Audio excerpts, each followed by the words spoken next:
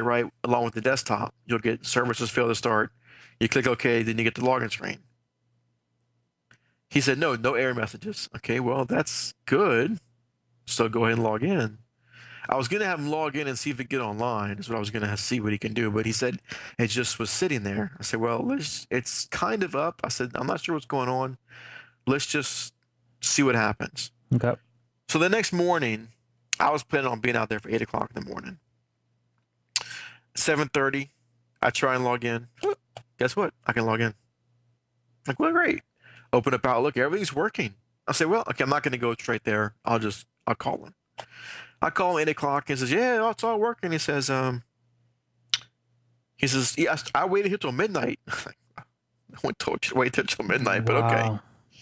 He says, but I got tired of waiting, so I went home. He said, about 1:30, my phone started going off. He said, so email started working about 1:30. Now, we rebooted this at 6:30. So it took a while. I said, okay, well, here's the thing. I never got to install the update, but something is going on here.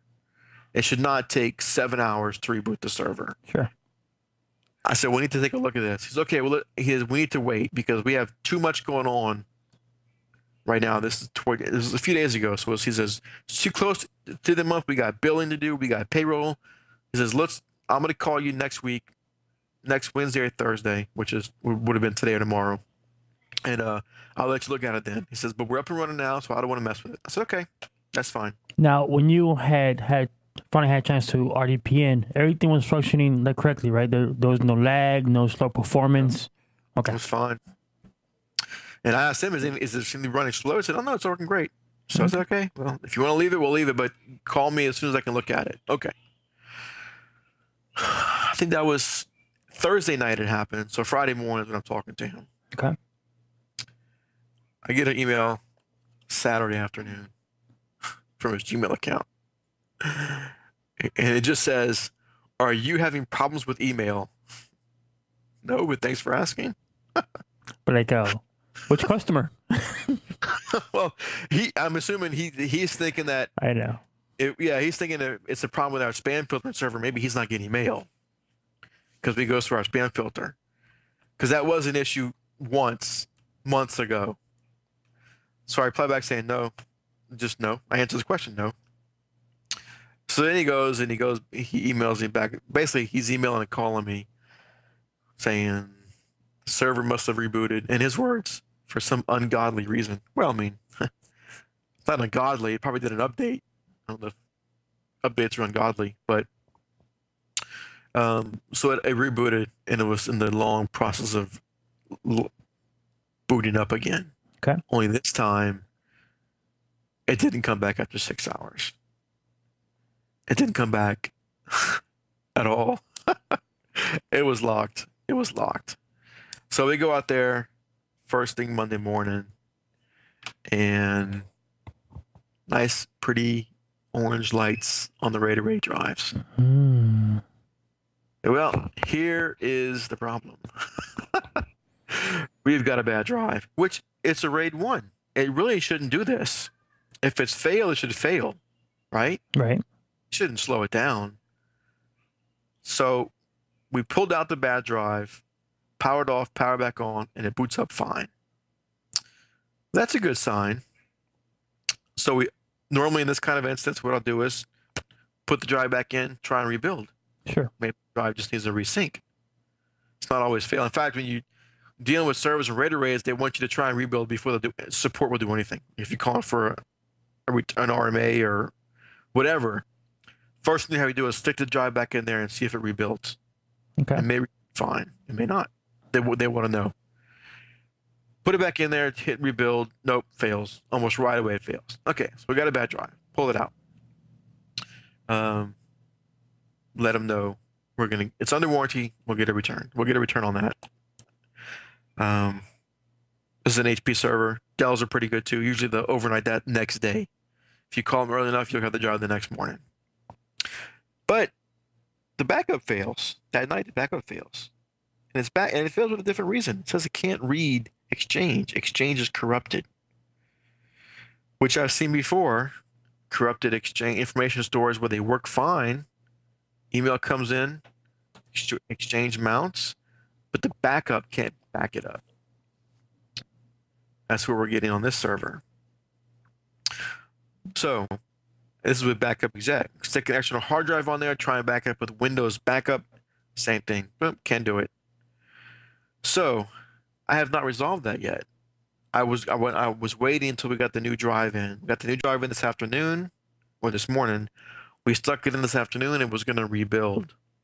So my plan of action for this one, let me know what you think.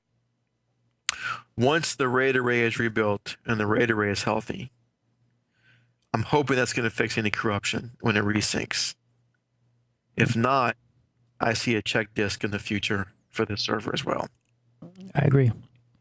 Because, you know, like the check disk, if there's any further, there's problems within the file system, maybe you'll fix it. Yeah, because I also find it strange that this RAID 1, if the drive was failed, it should have just failed. It shouldn't have caused the server to be slow like that. It should have just failed and went offline. Right. And, you know, and there are some folks that are not the believers in check disk. And I would tell you, there's been plenty of times someone has dropped off the workstation or a laptop and it will not boot. And I just go get a coffee, do a check disk. I come back and it's booted just fine. You know, the log tells you it's found so many errors, or it repaired orphan files, or whatever the case may be, and it boots right back up. Then at that point, you can do a diagnostics for a bad hard drive. I'm a believer of check disk. Oh yeah, I had to use it last night on a notebook. The guy, he said everything just stopped working. I got the notebook, all kind of services aren't starting, just nothing's working. I ran SFC scan now, repaired that. Nothing. Check disk. That ran for a good 8 hours because I brought it home to work on it. It was notebooks I can bring home easy. Sure.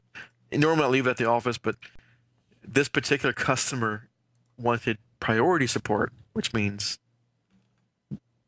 fraud priority support, it's time and a half. He gets bumped to the top of the list. So since he was paying for it, I brought it home. I was doing this from home, and I started that check disk around 6:30 when I got home. I went to bed at midnight and it was still running, and it was like 55% done. Now, are you doing a /F or doing a /R? Now, for those that are asking, and I've done it many times, but /F will fix any errors within the file system. /F? And it won't look for any bad sectors. Right? /R would look for bad sectors, and that's why that will take so much longer than a /F. Yeah, I do /R. Oh, okay. Yeah. /R locates bad sectors and recovers readable information. Okay, cool. All right. Just which implies /F. /F fixes errors. /R locates bad sectors, recovers readable information. So that's what I do. Okay. Because I rarely do the /R unless the /F can't fix it. Yeah. Okay, cool. All right. So when I woke up, I went and checked it. It said it was finished. Rebooted. All working. Mm-hmm. I was like, oh, that's nice. Now, that's not the end point, of course. Then I can go and do all my other scans and look. Oh, sure. I mean, you know, you can't just run it and then be done with it. I mean, but it will. I've seen systems that don't boot, then with the check disk, then now you can boot, and now you can, as Matt said, throw your tools at it and start your super tech process. Yeah, but yeah, check disk. So I'm guessing that whatever reason this RAID 1, maybe the drive was failing and it corrupted something because it's trying to sync between the two drives for the RAID 1. Something happened because it shouldn't have been slow. So I'm guessing along the way something got corrupted. Maybe a check disk will fix it. If not, it's going to be an exchange repair on that database. Cool. Which those aren't usually bad. I remember having that. I know when I did an image from one drive to another, that happened afterwards. Just run a repair. Usually they're not too bad because remember, Exchange is still working. They just can't back it up. So those types of Exchange corruptions usually aren't that bad. There you go. Ben, after your last experience, and I'm pretty sure you'll be A-okay with it. Yeah, I don't mind Exchange databases. But somebody who's just getting into servers, not for the first time it happens is very scary. Sure. And even now, when it happens so infrequently. That's important to remember. It's not it's not happening every week when you're doing support for businesses. It's not. At least it shouldn't be. Yeah. I mean, we're supporting I don't know 100 customers with servers, and this doesn't happen but a couple times a year usually. So even when I do it, I'm like, okay, what commands do I have to run again? I have to remind myself because it happens so infrequently. Hmm. So it's not that big a deal. If you have somebody else that can look at it with you, or I know if you're just starting off, I mean, it's hard to when you're searching online, it's hard to pick out the good advice from the bad advice. But Yeah, and as Matt said, if you're fortunate enough to be with someone who's kind of done it before, you can kind of, they do the knowledge transfer, and this is what you should be looking for. Let me explain to you why we're doing this. But if you're on your own, and then Google is your friend, and as Matt said, you gotta kind of take all the bad crap and kind of dissect it and say, okay, I'm not doing that. yeah, and if you're a Microsoft partner, even the basic partner level, you have free support to call free calls to Microsoft support. It's business. It's called mission critical business down support. I mean, when you call, you're usually talking to a tech within the hour, and they stay on the phone with you until it's working. Hmm. So that's, I mean, of course, there's a cost involved with becoming a partner. It's not much. You got to subscribe to the action pack and sign up and be certified, I think. But that's it. It's not hard to become a partner.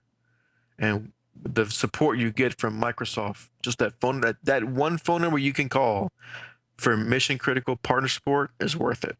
Sure, and also it's a good learning experience, because I can't tell you the times I've tried to diagnose something, I've thrown all my tricks at it, then I get on the phone with a Microsoft rep or a Cisco rep, and like, oh, I didn't know about that command, or I didn't know about those troubleshooting steps, or Mm-hmm.